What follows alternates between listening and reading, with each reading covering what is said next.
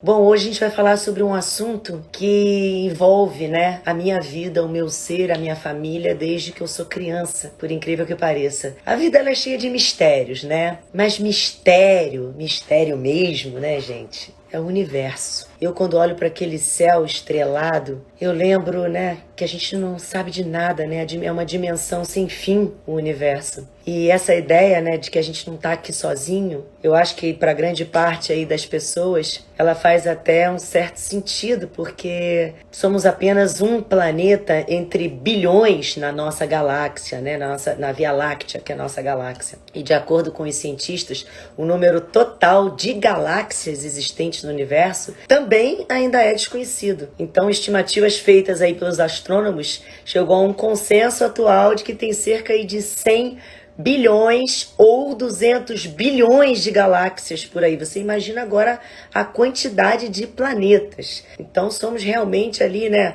um pontinho simples, minúsculo, né, no meio desse universo. É o primeiro planeta parecido com a Terra descoberto na Via Láctea foi descoberto há 4 anos atrás, que se chama Kepler 186f. O avanço da ciência espacial, ele sugere que não estamos sozinhos no universo. Será, gente? Os cientistas, eles ainda procuram corpos vivos no espaço de uma certa maneira terrocêntrica, né? Que sejam semelhantes a nós. Lembrando que definição de vida também é uma coisa aí complexa, mesmo entre os cientistas. E descobertas recentes falam que 24 planetas são habitáveis. Então já foram descobertos aí 24 planetas habitáveis para nós. A gente se familiariza muito com essa história de ET, né, disco voador, muito também por conta da ficção científica, né, do cinema, os filmes de Hollywood, livros, né, que há tantos anos trazem pra gente essa ideia de um espaço aí cada vez mais popularizado, né, que se misturam com algum poder incrível, naves espaciais, Star Wars, uma tecnologia extremamente avançada, extraterrestre, invasões alienígenas, portais para outras dimensões. Isso a gente vê muito na ficção. Mas, por outro lado, temos estudos feitos pela ciência, a ufologia, os governos, né, serviços secretos, a NASA, várias missões espaciais, documentos top secrets, inúmeros aí documentários, livros, uma porção de testemunhas pelo mundo, né, de pessoas que com relatos, incluindo aí profissionais de várias áreas da ciência, físicos, astrônomos, químicos, cientistas, militares, a CIA, os pilotos também, que acabam assistindo muita coisa, tanta gente envolvida aí que pesquisa a possibilidade de vida fora do nosso planeta, né? E muitos que já reconhecem a existência de OVNIs e UFOs e mesmo a existência de extraterrestres. E aí fica aquela dúvida, né? O que é realmente real e o que é ficção? A realidade, ela está muito perto da ficção ou é a ficção que está perto da realidade? Tem muito pouco tempo que o Pentágono admitiu que o programa de OVNIs ainda existe. E o governo dos Estados Unidos confirmou a veracidade de 3 vídeos secretos com pilotos da Marinha perseguindo objetos voadores não identificados. A CIA divulgou recentemente cerca de 800 mil arquivos secretos. Gente, são 13 milhões de páginas com relatos de pessoas que avistaram OVNIs e com detalhes de experiências psíquicas realizadas pelo órgão. Então, se já de fato existem os discos voadores por aí, então da onde que eles vêm? Né? Quem é que pilota essas naves? Se você achava aí que essa coisa de ET e de OVNI, né? Para você que achava que era coisa só de filme ou conspiração, você saiba que, olha essa, o Brasil, ele se destaca na área da ufologia e de assuntos aeroespaciais.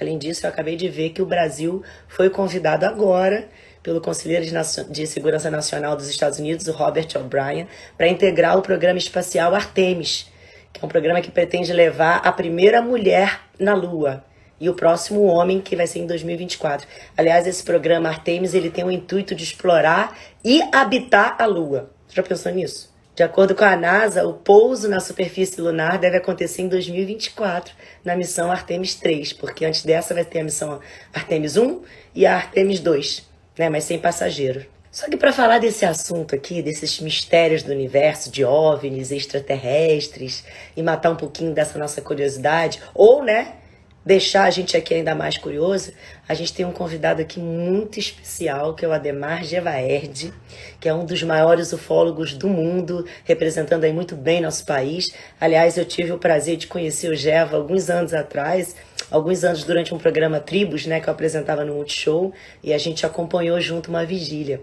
Ademar Gevaerd, ele é professor de Química, ele é ufólogo, ele é especialista no estudo de OVNIs, ele é editor da revista UFO, que é uma das mais antigas publicações sobre discos voadores do mundo. Eu fui uma das primeiras assinantes lá atrás. Ele é fundador e diretor do Centro Brasileiro de Pesquisas de Discos Voadores, né, que é a maior entidade aí de estudos ufológicos do Hemisfério Sul. Ele é diretor brasileiro da Mutual UFO Network, representa o Brasil no Center for UFO Studies, é editor de uma série de livros especializados em ufologia e é coordenador de uma série de documentos ufológicos.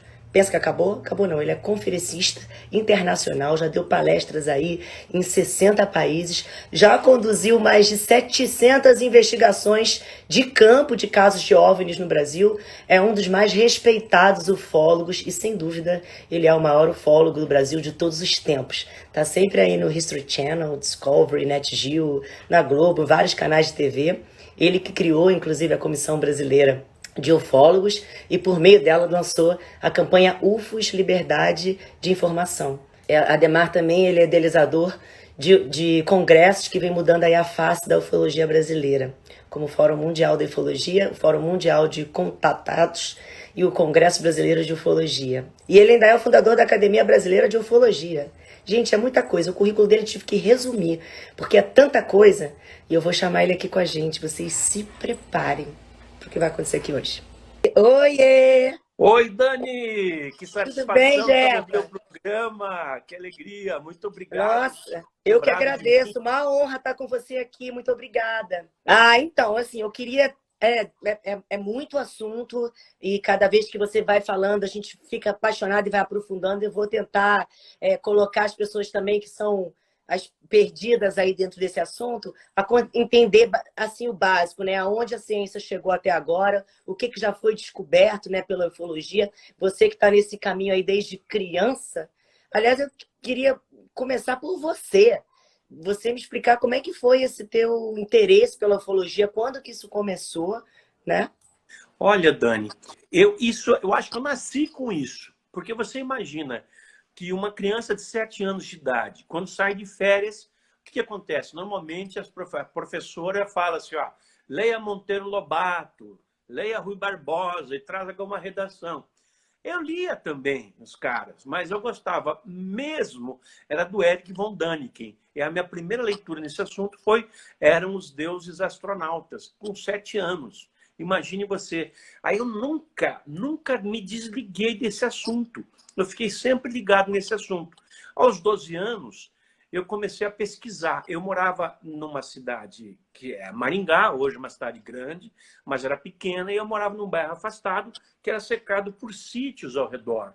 E eu pegava a minha bicicletinha de manhã, já que eu estudava à tarde, e ia nesses sítios conversar com os peões. E os peões me contavam avistamentos ufológicos. Eles achavam esquisito um guri de 12, 13 anos fazer isso. Mas dava certo. E eu lia, devorava livros de todo tipo. E logo de cara eu tive assim, a impressão, que depois se confirmou muito forte na minha mente, de que o fenômeno UFO é global.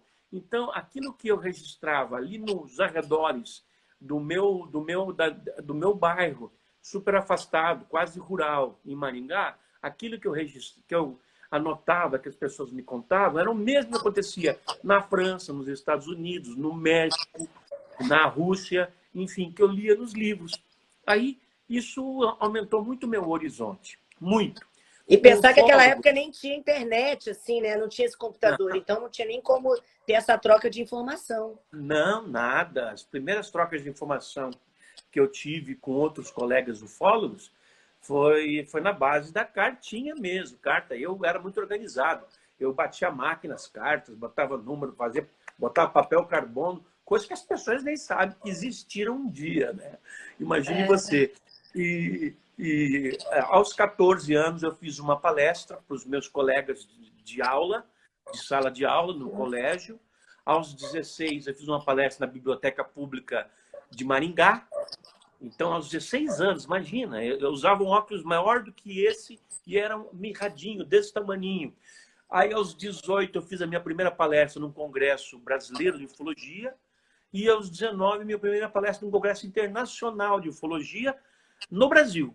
E aí, lá para 25, 26 anos, eu fiz a minha primeira palestra num congresso internacional de ufologia nos Estados Unidos. E não parei mais. De lá para cá, foi uma rotina louca, é até hoje uma rotina louca. Esse ano foi menos por causa da pandemia. Quando eu comecei a revista UFO, não existia computador. Não é que não existia internet, mouse. Não, não existia computador. Então, era uma coisa, e eu fazia revista em Campo Grande, fora do eixo Rio-São Paulo, onde tudo acontecia. Então, as coisas sempre foram assim, muito dificilmente conquistadas, até que hoje eu possa ter uma formação, assim, uma ideia melhor da questão ufológica. Mas saiba que isso é constantemente revolucionado. Sempre você tem uma informação nova que muda um pouco os teus conceitos de antes. E isso é quase que toda semana, quase que todo mês. Ô, Geva, hoje a ufologia já é considerada ciência ou não? Não, a ufologia não é ciência. A ufologia, ela se utiliza da ciência, das mais variadas disciplinas, para poder fazer seu trabalho. Por exemplo, se um objeto aparece no ar, é visto por alguém, nós vamos precisar de conceitos da meteorologia, física atmosférica, ótica, etc. Existem vertentes diferentes da ufologia? Sim, existem diversas vertentes. Isso é como qualquer área, né? Você vai encontrar pessoas que pensam diferente a respeito do mesmo fenômeno, né? Sejam áreas técnicas, né? Sejam, por exemplo, na astronomia existem correntes diferentes, na ufologia também. Mas, a grosso modo, na ufologia existe aquilo que se chama de ufologia científica, que é praticada de uma maneira mais técnica, e a ufologia mística, ou holística, ou espírita, ou espiritualista, dê o nome que você quiser dar, que é praticada de uma maneira mais subjetiva. Eu vejo que o importante é que a gente use o bom de cada um desses segmentos. E isso sim é que importa. Usar o melhor dos segmentos, fazer o melhor que a ufologia puder oferecer. Isso sim que importa. Entende? E nesse aspecto, a espiritualidade é mais uma ferramenta que nós podemos dispor. Eu te falava agora há pouco, antes da gente ser interrompido pelos camaradas do andar de cima, não são os caras da companhia telefônica, são os caras lá de cima, eu acho, né? Brincando. Eu te falava que a ufologia necessita de todas as ferramentas de trabalho para entender o fenômeno UFO. E por fenômeno UFO, a gente compreende tudo aquilo que se relaciona à manifestação em nosso meio, em nossa atmosfera, em nosso solo, de outras formas de vida inteligente, que foi capaz de construir uma nave lá no seu planeta, sabe lá Deus onde, e vir até aqui. E certamente não está vindo só até aqui, porque a Terra é linda e maravilhosa. Deve estar indo a muitos outros mundos, como um dia nós próprios iremos a muitos outros mundos. Veja o que o Elon Musk está querendo fazer hoje. Ele garante que ele coloca 1 milhão de pessoas no solo de Marte até 2050. É muito. Vamos deixar por 1.000? Ainda é muito. Vamos deixar por 100? Aí já é razoável. Isso numa viagem sem volta. Mas isso até 2050, que está aqui agora há 30 anos. E daqui em 2100, e em 2200, nós vamos ter máquinas, Dani, que serão capazes de nos levar daqui da Terra lá para o outro lado do universo, ou para o outro lado da galáxia. E nós vamos encontrar uma multiplicidade de planetas habitados por seres diversos, de todos os tipos, que vão reconhecer a nossa existência como nós hoje reconhecemos, aquelas pessoas que estão atentas, alertas e acordadas, a existência de outras formas de vida no universo. Quantos casos hoje tem assim registrados que são considerados confirmados reais assim de aparições de UFOs no mundo e no Brasil assim? No mundo passa de 1 milhão. No Brasil, nós não temos uma estatística porque falta um banco de dados. Aliás, falta um banco de dados global. O número que eu te dei é baseado na que a gente tem como feeling, né? Por exemplo, eu estou na ufologia há já quase 50 anos. Então, nesse tempo todo, eu vi o acontecimento de uma grande quantidade de ocorrências em todo o mundo, como é normal de acontecer. E o importante é que, na maioria das vezes em que houve o avistamento de seres, de tripulantes. Então, por exemplo, a nave pousa, descem tripulantes para pegar a pedrinha. A mesma coisa que nós fizemos na Lua. O que aconteceu? A nave pousou, desceram os astronautas para pegar a pedrinha, para medir não sei o quê, para testar não sei o quê. É a mesma coisa que esses seres estão fazendo aqui, só que num estágio de evolução tecnológica muito superior. Toda vez que isso aconteceu, as testemunhas dessas ocorrências, elas contam que os seres tinham o aspecto humano. Eles tinham um corpo como o nosso. Se eles eram mais altos e mais gordos, mais baixos e mais magros, não importa. O formato humano, a forma humana estava presente nessas ocorrências. Isso é que é importante de se notar. É como, Dani, se o Criador, aquele que fez a sua imagem e semelhança, entre aspas, porque vamos conversar mais sobre isso, tivesse feito, espalhado vida por uma boa parte do universo.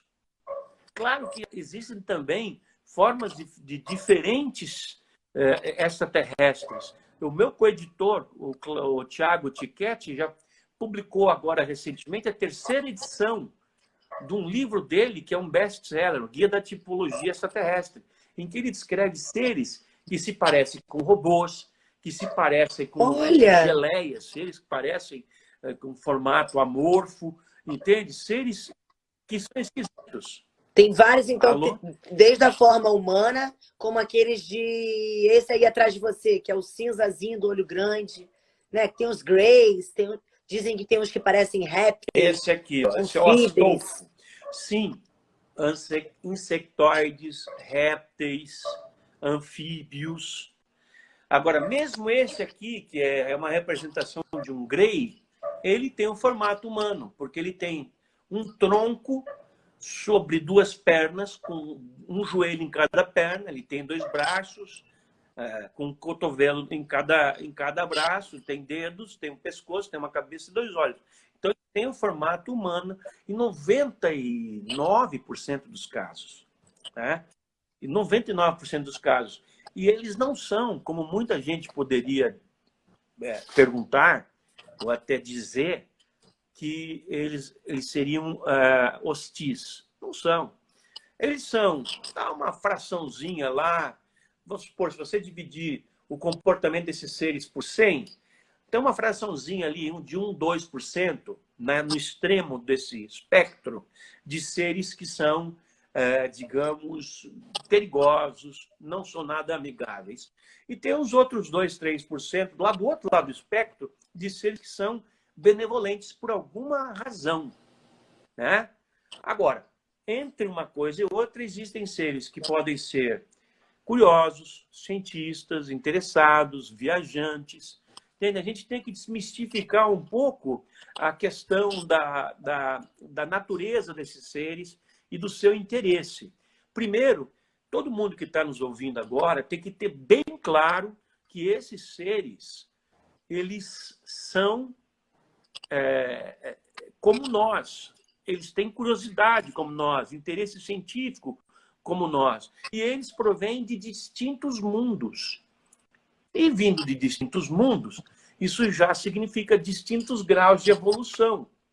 E isso implica em que, vindo aqui ou indo a outros lugares do universo, eles têm distintos graus ou distintos interesses com relação a nós. Então, calma, isso significa que eles vêm não só de diferentes planetas, mas eles vêm também de diferentes dimensões?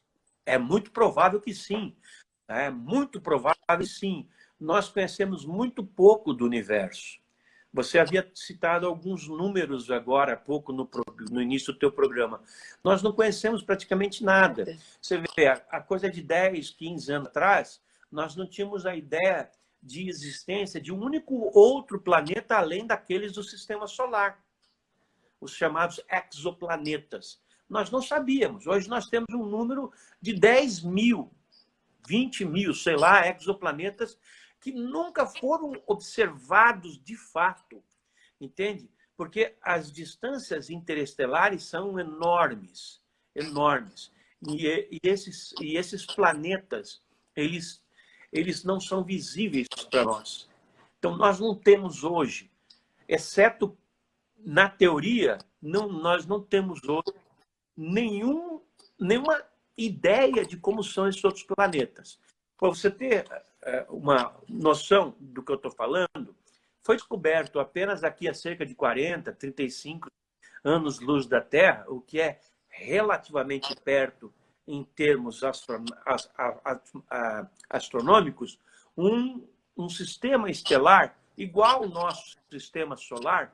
É solar porque são planetas que giram em torno do Sol. É estelar porque giram em torno daquela estrela. É a estrela Trappist. Então, seria o sistema Trappist, que tem 7 planetas, 5 dos quais com condição de habitar vida. E esse sistema estelar, o Trappist, está há bilhões de anos aqui ao nosso lado, entre aspas. E nós só fomos tomar conhecimento da existência dele há alguns anos. E nós sabemos que ele tem 7 planetas apenas por cálculos matemáticos. Nós não conseguimos olhar pelo telescópio e ver um único planeta e saber como é que ele é. Se ele é feito de rocha, se ele tem mares, se ele tem matas, florestas, seres, etc. E tal. A gente presume isso. Nós estamos muito no início da nossa trajetória cósmica. Qual foi o caso assim mais marcante de aparições assim que você soube ao longo desses anos de estudo? Olha, eu acho que aqui no Brasil os 3 casos mais marcantes foram, primeiro, o fenômeno chupa-chupa, que aconteceu no norte do país, na região norte, e se concentrou na ilha de Colares. Na ilha de Colares, que fica a 120 quilômetros de Belém, no Rio Amazonas, é uma ilha grande. E para pesquisar esse fenômeno, que foi chamado de chupa-chupa, porque era uma luz no formato de um cilindro que perseguia as pessoas e emitia um raio que atacava as pessoas, em especial na parte superior do abdômen, né? Aqui nos ombros, nos braços, no pescoço, e em 3/3 dos casos, 2/3, perdão, dos casos, as vítimas eram mulheres. E essas pessoas caíam e só se levantavam com muita dificuldade, às vezes minutos depois, horas depois, dias depois. Hoje teve algumas pessoas que até faliram por causa disso. E por causa do fenômeno chupa-chupa, e a Força Aérea Brasileira fez uma investigação do fenômeno. E foi uma investigação militar, entende? Oficial, da qual resultou uma quantidade assim, espantosa de material. Por exemplo, mais de 500 fotografias. Cerca de 600, mais de 500 fotografias, talvez 600 fotografias, mais de 16 horas de vídeos. Na verdade, filmes em película ainda naquela época, foi em 1977, do fenômeno ali naquela região de Colares. Agora, recentemente, veja você, um pesquisador do Rio de Janeiro, o Rony Vernet, ele entrou com um pedido com base na Lei de Liberdade de Acesso à Informação e obteve da FUNAI documentos de que uma nação indígena, que parte dela está dentro do Brasil, no Acre, e parte está no Peru, teve muitos dos seus integrantes atacados por essa mesma forma de luz. E que houve até sindicâncias conduzidas. Isso é muito sério.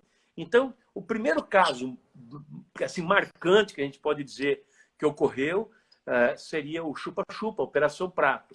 Daí, Em 1986, a Operação Prato foi em 1977. 10 anos depois, em 86, nós tivemos a chamada Noite Oficial dos UFOs no Brasil, quando 21 objetos voadores não identificados de 100 metros de diâmetro.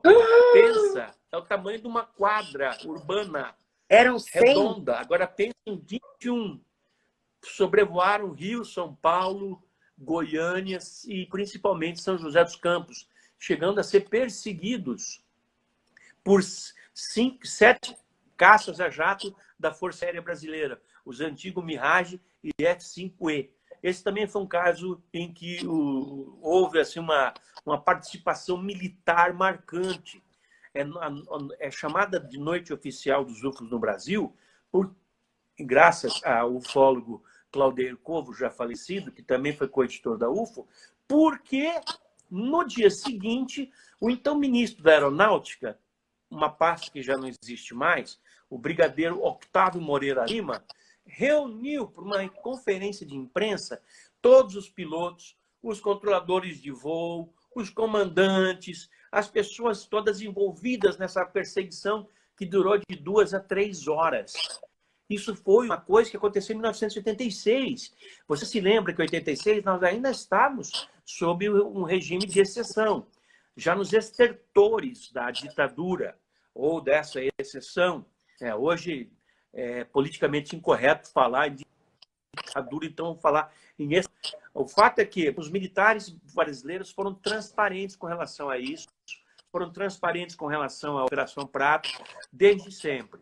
Aí, em 1996, nós tivemos aquele que é o coroado, o grande caso da ufologia brasileira, e eu diria, sem nenhum equívoco, pode ter certeza de que é um dos maiores casos da ufologia mundial, que é Varginha, que caracterizou-se pela queda de um objeto voador não identificado e a captura de duas criaturas tripulantes daquele objeto, talvez chegando a mais do que do que duas. Mas isso ainda não foi revelado pelos militares do Exército. Esse é um caso do Exército, não é um caso da Força Aérea Brasileira. No caso da Força Aérea Brasileira, há uma total transparência com relação a esse assunto. Eu já entrevistei, Dani, vários brigadeiros, vários generais, homens que abriram seu coração e falaram: sim, o Brasil tem conhecimento dessas informações de maneira oficial e essas informações têm que ser reveladas à população. Elas não podem mais ser retidas. Há esse consenso, praticamente um consenso dentro do meio militar aeronáutico brasileiro. E isso é uma coisa que faz com que o Brasil se distingua de outros países, onde não há esse tipo de liberdade. Por exemplo, nos Estados Unidos, nem nada parecido algum dia aconteceu, nem na Inglaterra, nem na Rússia. Mas no Brasil, os ufólogos pediram, nós montamos uma comissão brasileira de ufólogos, nós montamos a campanha UFOS, Liberdade de Informação, e pedimos ao governo que liberasse os documentos ufológicos secretos. E hoje, se você for a Brasília, ao Arquivo Nacional, você pode consultar, mas tem que marcar a hora, porque ali a seção dos documentos oficiais... Fantástico, mas no Brasil a gente pode ter acesso a esses documentos, então. Tem mais de 1.000 páginas. Olha isso. Perdão? Então, no Brasil, a gente pode ter acesso, né, diferente desses mistérios todos que rondam os Estados Unidos, lá a Área 51. Aqui a gente consegue ter acesso a esses... Você pode ir ao Arquivo Nacional, como qualquer cidadão brasileiro ou estrangeiro, e tem lá acesso aos documentos que a Força Aérea Brasileira liberou. Agora, claro que não precisa ir até lá. Vai ao site da revista UFO, ufo.com.br, que você também vai acessar esses documentos. Vai ao site Phenomenon, phenomenum.com.br, e que você também vai acessar esses documentos. E há muitos outros sites que estão aí se reproduzindo, se multiplicando, e com essa vasta bagagem de material liberado pelo governo brasileiro. E hoje, nós somos detentores de 2 recordes mundiais. Primeiro, em 2005, os militares convidaram os ufólogos para irem a Brasília e verem dentro do SINDACTA e do CONDABRA, que é o Comando Brasileiro de Defesa Aeroespacial, verem os documentos que nós pleiteávamos.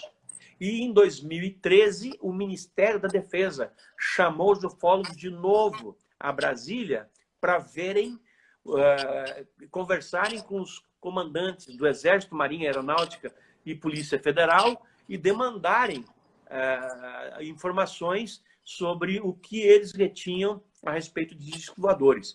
E como se não bastasse, ainda em 2011, o então comandante da Aeronáutica, o brigadeiro do ar Gilnich Saito, publicou um decreto no Diário Oficial da União, determinando que todas as unidades da aeronáutica, todas as bases aéreas, aeroportos, tudo que fosse ligado à aeronáutica, que tivesse informação sobre UFO, que passasse ao CONDABRA, o Comando Brasileiro de Defesa Aeroespacial, para serem digitalizados e passados, então, ao Arquivo Nacional. Por isso nós temos essas 20 mil páginas. Então o Brasil é recordista em um monte de coisa quando se trata de ufologia, de discos voadores, Dani. Eu tenho o maior orgulho disso, porque eu e minha equipe fizemos muito disso acontecer. A equipe da revista UFO, nós somos um grupo grande de pessoas, entre consultores, colaboradores, coordenadores, tradutores, coeditores, conselheiros. A equipe UFO fez muito disso acontecer. E mais, não paramos por aí, nós continuamos fazendo. Quer um outro recorde? A revista UFO, como eu já falei, é a mais antiga publicação ainda em circulação no mundo sobre discos voadores. A revista UFO, feita nesse ambiente que você está vendo aqui, em Curitiba. Ela daqui, ela circula no Brasil inteiro e em Portugal também. Fantástico. Nós trabalhamos, nós fazemos... Pois é. Não, nós ainda fazemos bem que muita você coisa tá pela dando vida, ufologia né, Geva? Há brasileira, tantos anos e protocolando todas essas informações que são históricas e tão importantes para a nossa evolução enquanto ser humano. Agora, eu tenho uma questão. Por que, o que estariam, né, esses seres fazendo aqui quando a gente tem relatos de interferências deles, tanto em Segunda Guerra Mundial, quanto na bombas de Hiroshima, Nagasaki, né, onde existem relatos deles terem interferido, né, nas nossas próprias guerras? O que estariam eles fazendo aqui no nosso meio, fora as pesquisas, né? E por que tanto no Brasil? Por que que eles circulam e escolhem o Brasil também como um dos lugares mais explorados? Olha, Dani, nós somos uma humanidade ainda na sua infância, brincando com fogo. Nós construímos bombas termonucleares que utilizam o mesmo mecanismo de funcionamento das estrelas. Todas as estrelas funcionam por reação termonuclear. Nós inventamos de mexer com isso. E nós temos um arsenal de ogivas nucleares capaz de destruir a Terra mais de 100 vezes. E destruindo a Terra, nós afetaríamos outras civilizações que coabitam conosco. Recentemente, eu entrevistei no meu programa, Ufologia Sem Fronteiras, uma pessoa que eu indico muito para que você converse, que é o Geraldo Lemos Neto, o Geraldinho, o portador da data limite, segundo Chico Xavier, e o Geraldinho, um dos Acho que Geraldinho estará com a gente semana que membros vem. da comunidade espírita brasileira. Que maravilha! Eu fico muito feliz, porque Vamos tentar. é uma excelente aquisição para o seu programa. Sim. E ele vai falar para você, pergunte a ele. Ele fala, Gevaer, 7 civilizações coabitam o planeta Terra. Não é só nossa. Em outras dimensões, há outras 6. Olha, imagine que se nós colocarmos fogo na nossa civilização, nós destruiremos todas essas outras 6. Destruiremos 7 civilizações. E enquanto nós não temos olhos para ver essas outras civilizações, esses seres muito mais avançados, que funcionam numa multidisciplinariedade, multiníveis de realidade, eles são capazes de ver isso e esse risco. E aí, para responder a tua pergunta, durante a Guerra Fria, E desde que nós passamos a construir bombas atômicas, né? Desde 1945, nós construímos as primeiras bombas atômicas, é que os UFOs começaram a vir em cheio. Eles que já observavam a nossa humanidade desde sempre, a registro de UFOs desde a antiguidade, desde a Idade Média. Você pode encontrar esses registros, por exemplo, em pinturas, em moedas, em esculturas, tapeçarias, que estão até hoje em museus de várias partes da Europa e do mundo. Né? Tá lá, geralmente, a Virgem Maria com o menino Jesus e em cima um objeto voador discoide emitindo um raio de luz. E é isso, é a alucinação do pintor, um pintor que viveu como Carlo Crivella no século XIV, século XV. Da onde saiu isso? É evidente porque alguém viu alguma luz e associou aquela luz a algo divino. E assim aconteceu de ter surgido aquela pintura. Agora, se os UFOs já eram vistos desde sempre, foi a partir de 1945 que aconteceu uma grande revoada e eles chegaram de vez. Por quê? O que aconteceu em 1945? As primeiras explosões atômicas experimentais, que levaram depois os Estados Unidos a jogarem 2 bombas em agosto de 1945 em Hiroshima e Nagasaki. Isso alertou as outras inteligências cósmicas do universo por fato de que nós somos um perigo a nós mesmos. Eu trouxe ao Brasil e entrevistei para a revista UFO alguns homens que contam essas histórias. Por exemplo, o capitão Bob Salas, que é capitão da Força Aérea Americana, que foi o comandante de uma base de mísseis nucleares em North Dakota, nos Estados Unidos, na cidade de Minot. Os mísseis eles ficam espalhados por fazendas, são grandes construções subterrâneas, com até 30, 40 metros de profundidade. Ali tem um foguete com uma ogiva, quer dizer, uma cabeça cheia de bombas nucleares apontadas para a Rússia. E a Rússia tem o mesmo. E o que ele conta é que durante os anos, final dos anos 60, começo dos anos 70, era muito comum que discos voadores passassem por cima dessas instalações e simplesmente esculhambassem tudo o que se referia às ogivas nucleares. Então, desregulavam os planos de lançamento, desativavam as ogivas, danificavam as ogivas. E o mesmo hoje nós sabemos que acontecia na Rússia, ou seja, uma demonstração de poder, uma demonstração de não façam molecagem, cidadãos do planeta Terra. Vocês não podem se destruir dessa maneira, porque é uma coisa que qualquer hora pode acontecer. Nós temos um maluco lá na Coreia do Norte que é do apertar um botão vermelho, e se isso acontece e se deflagra uma guerra em escala global. Isso não pode acontecer. As outras civilizações do universo que vivem em harmonia, porque, com certeza, devem viver em harmonia, devem ter evoluído o suficiente para deixar as suas mazelas, as suas picuinhas, as suas coisas, né? Elas sabem que há um risco muito grande de nós nos autodestruirmos. E isso seria algo devastador para esta parte, esta região do universo. Ô, Geva, o Brasil também foi o primeiro país a registrar abdução alienígena. Queria saber se você já foi abduzido, se foi já quantas vezes e quantos casos de abduções tem no Brasil. Eu já fui abduzido, sim, Dani.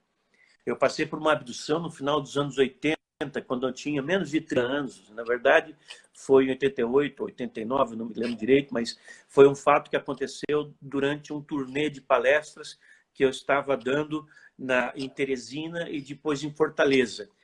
Mas é uma história longa, né? Eu prefiro que a gente possa conversar sobre isso quando a gente tiver tempo, porque a abdução é uma das coisas mais importantes da ufologia, se não a mais importante.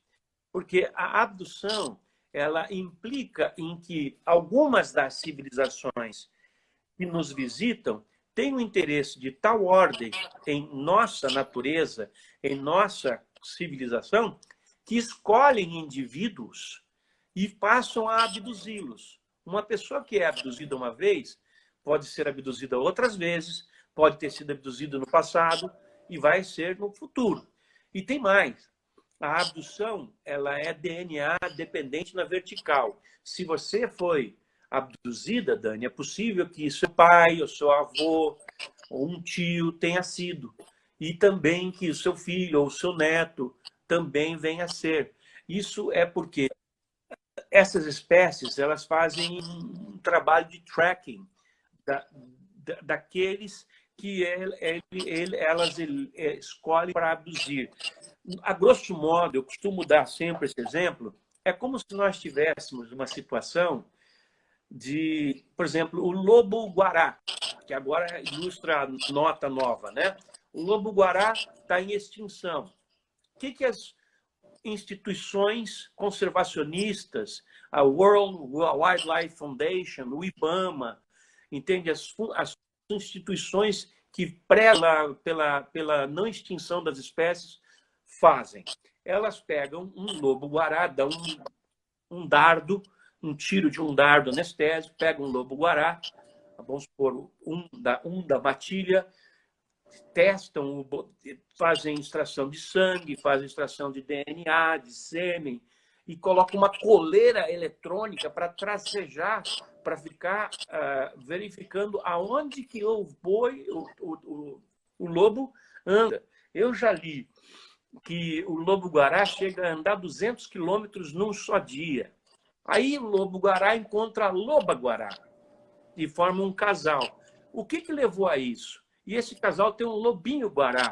Então, conhecendo os mecanismos de sobrevivência dessas espécies, os especialistas, os cientistas, os ambientalistas serão capazes de implementar técnicas que previnam a extinção delas. O urso-panda, por exemplo, hoje um grande sacrifício, um grande esforço é feito pela ciência para que o urso-panda não se extingua. E quando nasce um ursinho-panda em qualquer lugar, qualquer zoológico do mundo, meu Deus, é uma festa que se faz, porque é uma conquista científica baseada na observação da espécie. Pode parecer uma comparação esdrúxula, mas não é não, porque o abduzido humano, ele, quando é levado para bordo da nave, ele também recebe essa coleira eletrônica, só que na forma de um implantezinho, um chipzinho que é colocado em seu corpo. Para quê? É um aparelho de detecção. Eles vão saber a qualquer hora do dia e da noite aonde você está e o que você está fazendo. E é possível que esse aparelho também transmita a eles, além da sua localização, as suas condições metabólicas, as suas condições físicas, psíquicas, etc. E sabe lá Deus quantas pessoas já foram abduzidas. É possível saber? Assim, nós conhecemos hoje... É possível saber se você já foi abduzido ou não? Se você não lembra, é possível saber se você já foi abduzido. Um dos sintomas é você ter sonhos recorrentes, muito recorrentes, com algo que se passa dentro de um ambiente escuro, em que você está com pouca luz, você está com seres esquisitos, estranhos, e isso geralmente vem como flashes de memória. Agora, o que acontece? A cada 100 abduzidos, 95 não tem nenhuma memória e 5 tem esses flashes de memória. Talvez o número seria 90 e 10. 90 não tem nenhuma memória, 10 tem esses flashes. Desses 10, um, no máximo, pode ter um conhecimento inteiro do seu processo de abdução. A abdução é muito complicada, tá? A cada, sei lá, 100 mil, nós temos 1000 casos. A cada 1000 casos conhecidos, investigados, nós temos 10 confirmados, porque há inúmeros filtros para que alguém que tenha sido abduzido chegue ao conhecimento dos ufólogos. Um dado importante a ser citado é o de que uma pesquisa feita nos Estados Unidos revelou que uma porcentagem entre 1 e 4% da comunidade estudantil da costa leste daquele país tem sintomas de abdução. Eu, nas conversas que eu tive com ufólogos do mundo inteiro, Eu percorri o mundo inteiro fazendo palestras, 60 países pelo menos. Bem, não é o mundo inteiro, mas é uma grande coisa, né? E eu sempre perguntei para eles, você, na sua opinião, qual é a porcentagem da população da Terra que já foi abduzida? E a resposta sempre era 1%. Agora, pensa, 1% de 8 bilhões de seres humanos é muita coisa. É muita coisa. Mesmo assim, vamos dividir por 10. 0,1% ainda é muito. Vamos dividir por 10. Então, 0,01% ainda é muito. 0,01% ainda é muito.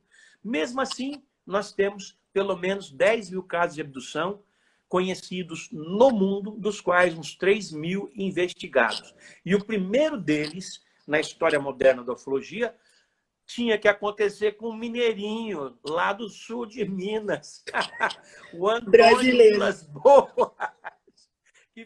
que depois se formou advogado. Ele estava fazendo plantio à noite, porque era muito quente, e à noite ele foi levado para dentro de uma nave, e lá ele chegou a ter uma relação sexual com seres extraterrestres. E teve testemunhas, né, dessa abdução dele. Não teve. Não? Ele foi abduzido e depois ele foi pesquisado por pesquisadores eméritos do Brasil, mas ninguém viu, mas foi confirmado por vários meios, inclusive uma marca de sucção de sangue no queixo dele, foram feitas hipnoses regressivas, etc. Agora, Dani, nós estamos nos encaminhando para o fim da live. Arrepiada. Eu queria convidar você. Bom, você já está convidada. Não, eu estou toda arrepiada, pensando assim, que eu pisquei, passou 1 hora, gente, a live vai ter que acabar, porque o Geva tem outra live na sequência, que eu vou me encaminhar para lá, e eu convido a todos vocês para se encaminhar junto comigo, porque ele fica agora 2 horas ao vivo. youtube.com/AJGevaer. Ou procura Ademar Gevaer, ou só Gevaer, ou coloca lá Ufologia Sem Fronteiras. A pessoa pode entrar no site da UFO, ufo.com.br, que tem uma imagem da live que nós acabamos de fazer. Ele clica nessa imagem, ele já é direcionado para o nosso canal, onde ele assistirá mais um bate-papo maravilhoso com você. Até já, boa noite a todos. Obrigado, Geva. Obrigado, Dani. Obrigado pela oportunidade.